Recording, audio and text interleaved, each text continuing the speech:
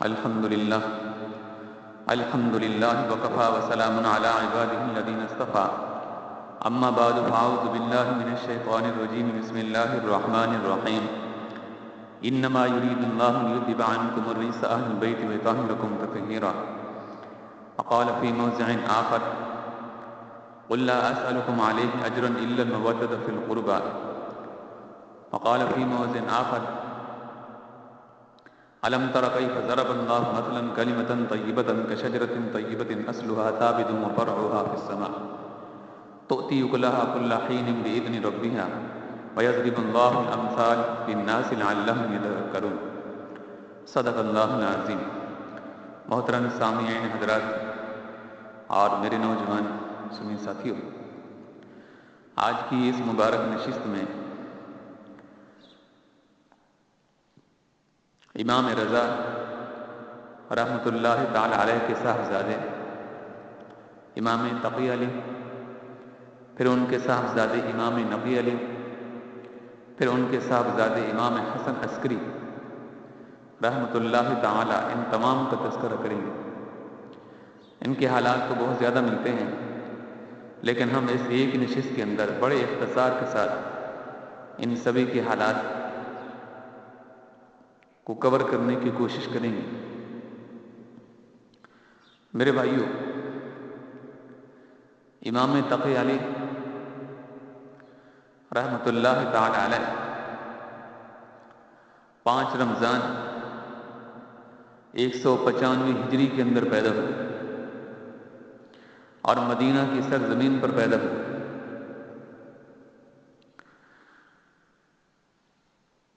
آپ کے والد امام علی رضا تھے،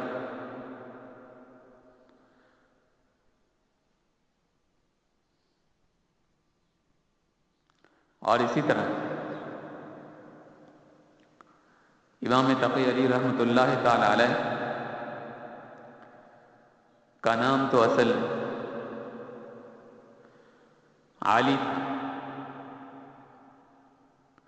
علی آپ کا نام ہے، اور ابو جعفر آپ کی کنیت تھی۔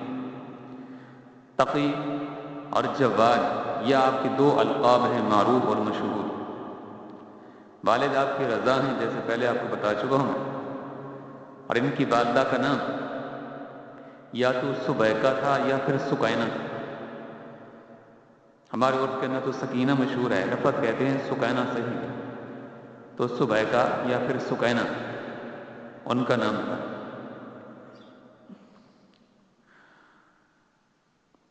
امام تقی علی رحمۃ اللہ تعالی علیہ نے 5 سال اپنے والد گرامی کے ساتھ گزارے مدینہ میں،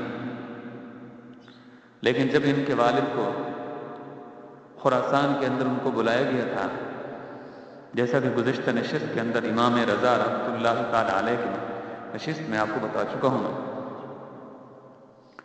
تو اس وقت آپ کے والد نے اپنی بیوی کو، ان کی والدہ کو، اور اپنے اس بچے کو وہیں مدینہ ہی کے اندر چھوڑ دیا، اور آپ خراسان کی طرف چل پڑے۔ جب آپ کے والد امام علی رضا رحمۃ اللہ تعالی علیہ خراسان میں پہنچے تو 3 سالوں کے بعد ان کو شہید کر دیا گیا۔ تو گویا کہ آپ کے والد گرامی 3 سال اپنے بچے سے جدا رہے اور پھر اس کے بعد شہید کر دیے گئے۔ تو اس لحاظ سے آپ بچپن ہی کے اندر اپنی والد کی شفقت سے محروم کر دیے گئے۔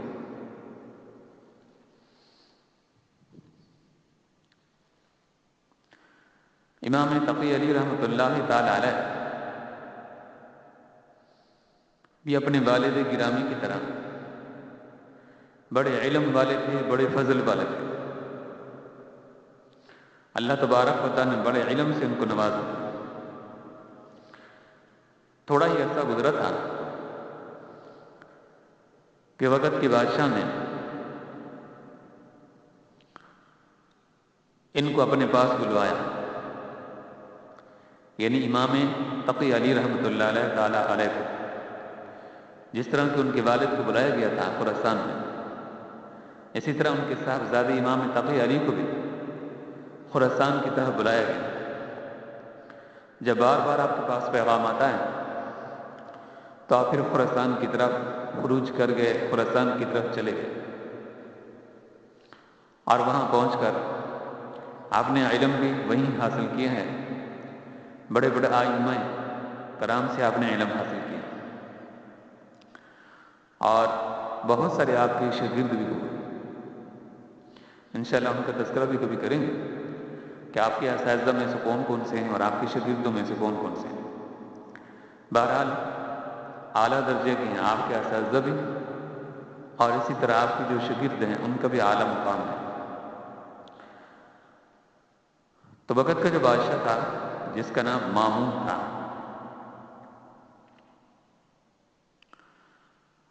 تو اس کے زمانے میں آپ وہاں پہنچے تھے اور وہیں علم بھی حاصل کیا۔ بہرحال ہوا یہ کہ یہ مامون جب 218 ہجری کے اندر فوت ہو گیا تو اس کی جگہ پر معتصم باللہ آیا۔ معتصم باللہ نے امام تقی علی رحمۃ اللہ تعالی علیہ کو مدینہ سے بلوا لیا تھا، اس لیے کہ اس وقت امام تقی علی رحمۃ اللہ تعالی علیہ مدینہ کے اندر تھے کہ مامون جب زندہ تھا اور اسی نے بلوایا تھا اور اپنے دربار کے اندر ان کو رکھا تھا، وہیں آپ نے نشو و نما بھی پائی اور وہیں آپ نے علم بھی حاصل کیا۔ تو اس نے پھر اپنی بیٹی بھی ان کے نکاح کے اندر دی جس کا نام ام الفضل تھا۔ یہ ام الفضل آپ کی بیوی بنی اور مامون کی یہ بیٹی تھی۔ بہرحال جب مامون نے آپ کو اپنی لڑکی نکاح کے اندر دی تو اس وقت مجبور تھا وہ، اس لیے کہ پہلے وعدہ کر چکا تھا، اب اپنی لڑکی نکاح میں نہ دے کر وعدہ خلافی نہیں کرنا چاہتا تھا۔ بامر مجبوری اس نے آپ کے نکاح کے اندر اپنی بیٹی ام الفضل دے دی۔ جب آپ کا ان سے نکاح ہو گیا اور بیعہ بھی ہو گئی تو ایک تھوڑا عرصہ تک آپ وہیں پر رہے خراسان، پھر آپ اپنی بیوی کو ساتھ لے کر مدینہ کے اندر چلے اور یہاں ایک عرصہ تک مدینہ کے اندر رہے۔ اس کے بعد مامون کا انتقال ہو گیا 218 ہجری میں، اس کی جگہ پر معتصم باللہ آیا۔ تو اس معتصم باللہ کو ان کی جو بیوی تھی ام الفضل، اس نے بار بار خطوط لکھے اور اس کے اندر کئی طرح سے اس نے شکوہ اور شکایت کی، جس میں یہ بھی تھا کہ گھر میں خرچہ بہت کم ہوتا ہے، بڑی تنگی کی زندگی گزار رہی ہوں، چونکہ تو بادشاہ کی بیٹی تھی اور وہاں تو حلال اور حرام دونوں طرح کی مکسنگ ہوتی تھی، تو ان کی جو زندگی گزری تھی، بچپن گزرا تھا، عیاشی کے اندر گزرا تھا، اور جو اللہ والے نیک لوگ ہوتے ہیں وہ تو اس طرح کی زندگی نہیں گزارتے۔ تو اس لحاظ سے اس نے شکوہ اور شکایت بہت زیادہ کی، اس نے ان کو اپنے پاس بلوا لیا وہیں خراسان میں۔ پہلے تو آپ انکار کرتے رہے، لیکن بار بار جب اس نے اصرار کیا اور قاصد آپ کے پاس آئے، پیغامات آئے، تو بالآخر آپ چل پڑے اور وہاں خراسان ہی کے اندر جا پہنچے۔ وہاں پہنچ کر معتصم باللہ کا یہ دوسرا سال تھا کہ اس نے کسی طریقے سے آپ کو زہر دلوا دیا، جس زہر کے اثر سے پھر آپ دنیا سے رخصت ہو گئے۔ یہ 222 ہجری تھی جس میں آپ نے وفات پائی۔ اللہ تبارک و تعالیٰ ان کی قبور کو اپنے خاص نور سے بھر دے۔ اب آتی ہیں دوسری شخصیت جو کہ ان کے صاحبزادے امام نقی رحمۃ اللہ تعالی علیہ۔ انہوں نے بھی اپنے والد کی طرح بہت مصائب اور پریشانیوں کا سامنا کیا ہے۔ امام نقی علی رحمۃ اللہ علیہ، ان کا نام علی تھا، جس طرح کے باپ کا نام بھی علی تھا، اصل میں تو وہ علی نقی اور یہ بھی وہ علی تقی ان کے والد، اور یہ ہیں علی نقی، اور ان کے دادا بھی تھے علی رضا۔ تو علی پہلے ہیں کہ بعد میں رضا یا پھر تقی یا پھر نقی، یہ القابات نہیں ہے۔ تو اس طرح باپ کا اور دادے کا اور خود کا نام علی، حضرت علی کرم اللہ وجہہ کے نام پر، تو نام ان کا علی ہے۔ ابو الحسن ان کی کنیت تھی، اور تقی یہ نقی یہ آپ کے القاب نہیں ہے۔ ان کی ولادت 5 رجب 214 ہجری کے اندر ہوئی، اور مدینہ منورہ ہی کے اندر ان کی پیدائش ہوئی ہے۔ امام نقی علی رحمۃ اللہ تعالی علیہ نے بھی ابتدائی تعلیم وہیں سے حاصل کی، یعنی اپنے باپ سے حاصل کی، اور مدینہ ہی کے اندر رہ کر آپ نے تعلیم حاصل کی ہے۔ ان کو بالکل اسی طرح ان کو شہید کر دیا گیا تھا جس طرح کہ ان کے باپ کو یا پھر ان کے دادا کو شہید کیا گیا، کہ امام نقی علی رحمۃ اللہ تعالی علیہ کو بھی، اور زمانہ تھا معتمد باللہ، تو ان کو بھی سامراہ کے اندر بلایا گیا، اور وہیں بالآخر ان کو شہید کر دیا گیا۔ یہ 3 رجب 254 ہجری کے اندر آپ نے شہادت پائی۔ 5 رجب 214 میں پیدا ہوئے، اور 3 رجب 254 میں آپ نے وفات پائی۔ امام حسن عسکری رحمۃ اللہ تعالی علیہ جو آپ کے صاحبزادے تھے، انہوں نے آپ کا نماز جنازہ پڑھائی ہے۔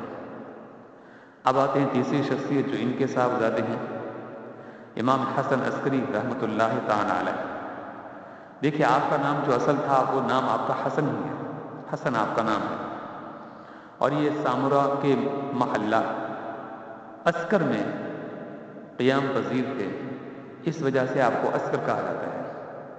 یعنی سامورا کے قریب ایک مقام تھا، محلہ تھا جس کا نام عسکر تھا، وہاں آپ پیدا ہوئے، اس لیے آپ کو عسکری کہتے ہیں۔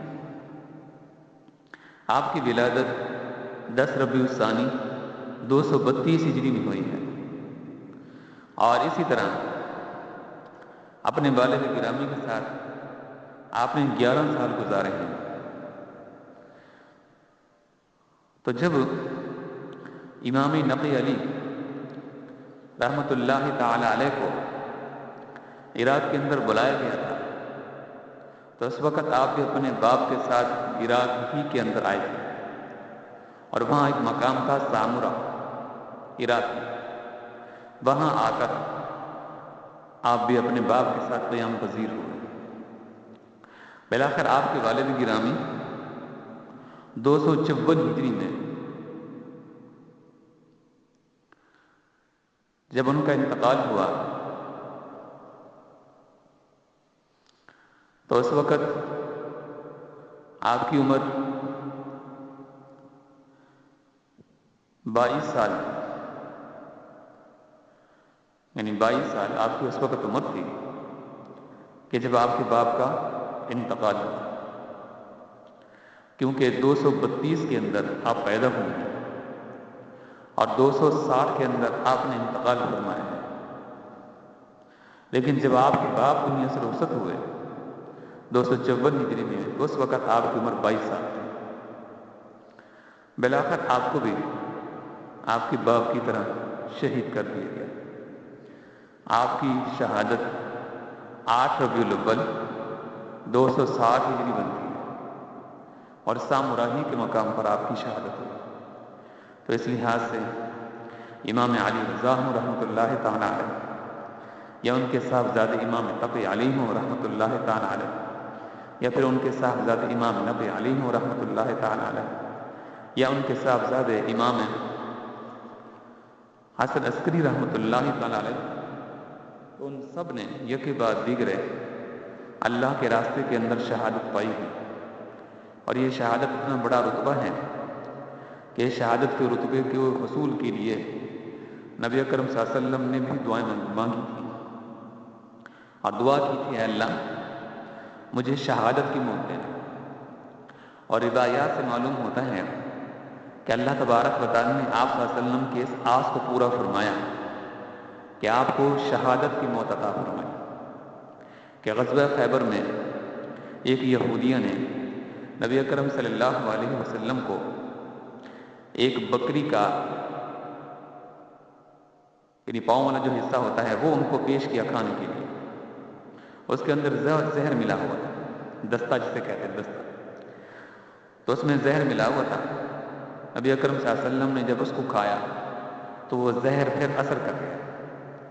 آپ کے ساتھ ایک اور صحابی بھی تھے، انہوں نے بھی ایک لقمہ لیا، وہ فوراً ہی شہید ہو گئے. جس عورت نے یہ زہر دیا تھا ان کو پکڑ لیا گیا تھا اور پھر اس کو قتل کر دیا گیا تھا. نبی اکرم صلی اللہ علیہ وسلم جب سن 11 ہجری کے اندر دنیا سے رخصت ہوئے ہیں، حضرت عائشہ رضی اللہ تعالی عنہ کے گود مبارک میں آپ کا سر مبارک تھا.